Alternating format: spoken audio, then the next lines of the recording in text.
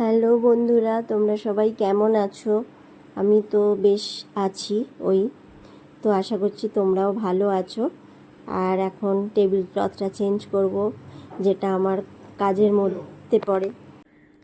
শরীরটা ঠিকঠাক যাচ্ছে না, সেই কারণে আমি একটু অনিয়মিত হয়ে যাচ্ছি।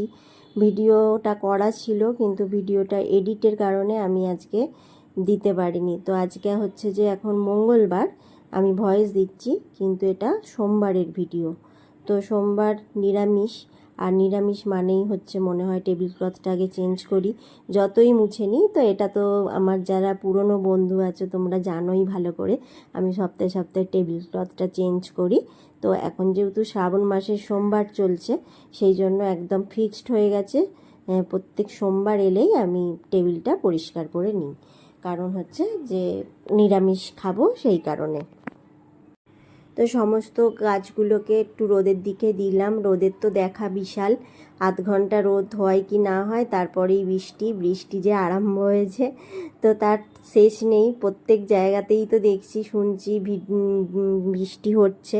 তো সেইটা আমার এখানেও তাই, মানে বাইরে দিলাম, জানলার কাছে দিয়েছি, আবার যখন দেখব বৃষ্টি এসে যাচ্ছে, তো টেবিল ক্লথটা পেতে নিয়ে আস্তে আস্তে সমস্ত কিছুগুলো রেখে দেবো আবার যেখানে জিনিস সেখানে।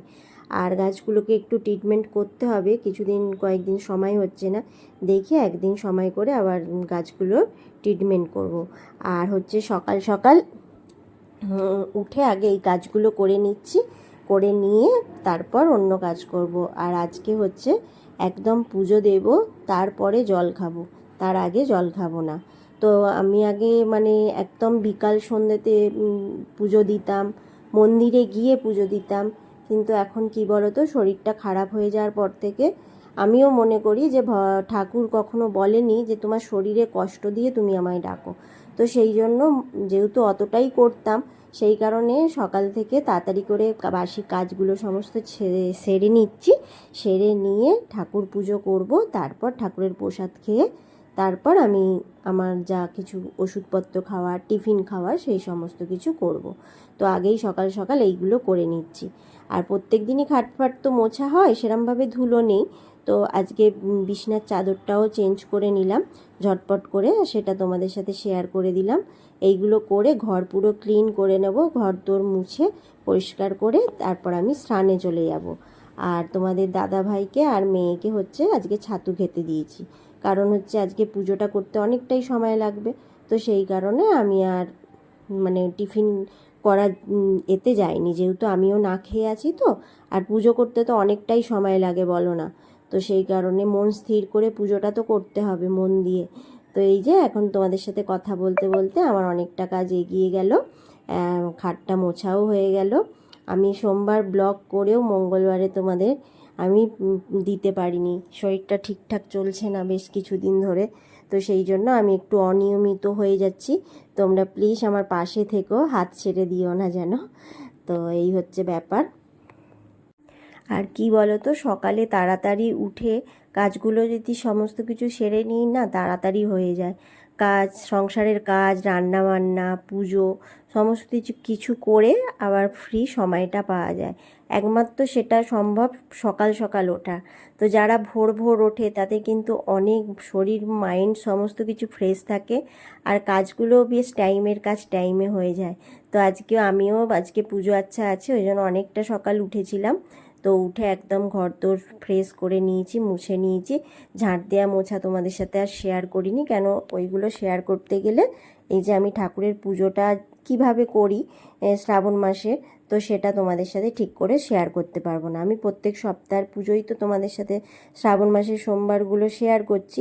তো আজকে হচ্ছে তৃতীয় সোমবার, তো তৃতীয় সোমবারও আমি ঠাকুরকে কিভাবে পুজো করব মানে সেটাই তোমাদের সাথে শেয়ার করছি। চলো দেখতে থাকো।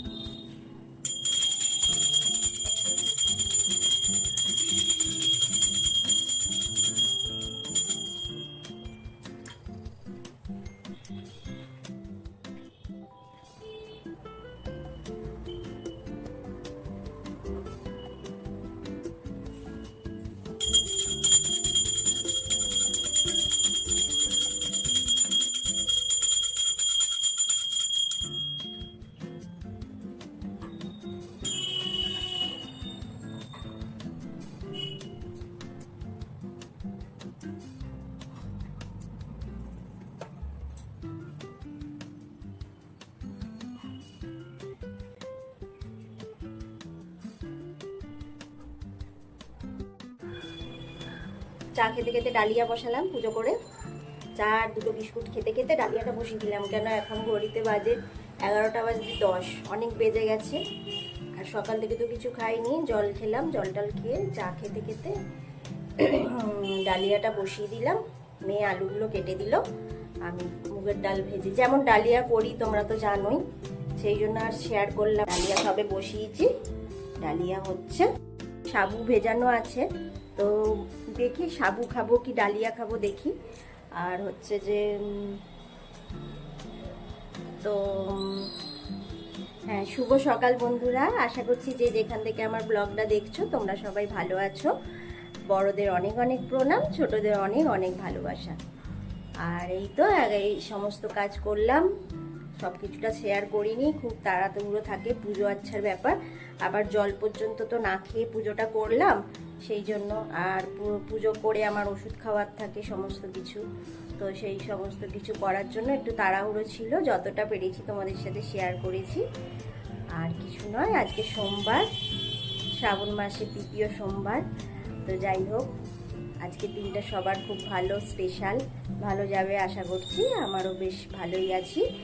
আর একটু বেরোবার আছে, দেখি আকাশের ওয়েদার কি বলে, সেই বুঝে বেরোবো।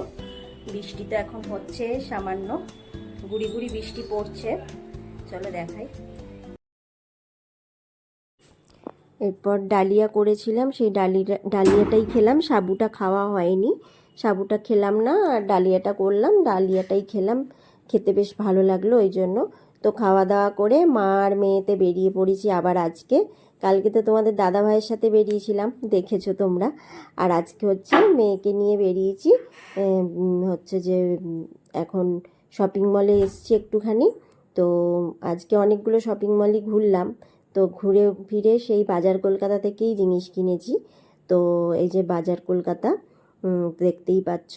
আর এর ভেতরে এরা ভিডিও করতে দেবে না বলে দিয়েছে, তো কিছুটা একটুখানি করেছি, করার পর তারপর বলল, তো সেই কারণে আর ভিডিও করা হয়নি, যেইটুকু করেছি সেইটুকুই তোমাদের দেখালাম।